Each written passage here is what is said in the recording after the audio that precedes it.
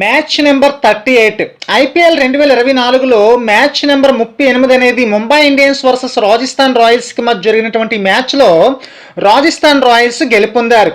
Toss గెలిచి Mumbai Indians batting ఎంచుకుంది. Batting దిగినటువంటి ముంబై ఇండియన్స్ తిలక్ వర్మ 45 బంతుల్లో 65 పరుగులు, నెహాల్ వదేరా 24 బంతుల్లో 49 పరుగులు చేశారు. 20 ఓవర్లు ముగిసే టైంకి 9 వికెట్ల నష్టానికి 179 పరుగులు చేశారు ముంబై ఇండియన్స్. ఇక రాజస్థాన్ రాయల్స్ బౌలింగ్లో సందీప్ శర్మ 4 ఓవర్లు వేసి 18 పరుగులు ఇచ్చి 5 వికెట్లు తీసుకోవడం జరిగింది.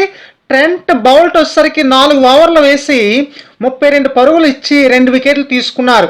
తర్వాత బ్యాటింగ్ దిగినటువంటి రాజస్థాన్ రాయల్స్ యశస్వి జైస్వాల్ 60 బంతుల్లో 104 పరుగులు చేశారు, నాట్అవుట్గా ఉన్నారు.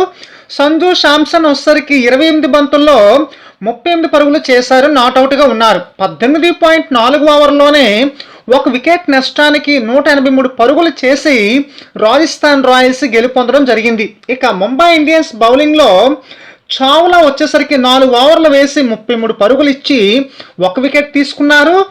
తిలక్ వర్మ వచ్చేసరికి 4 బాల్ వేసి 8 పరుగులు ఇచ్చారనమాట. ప్లేయర్ ఆఫ్ ది మ్యాచ్ వచ్చేసరికి సందీప్ శర్మకి ఇవ్వడం జరిగింది.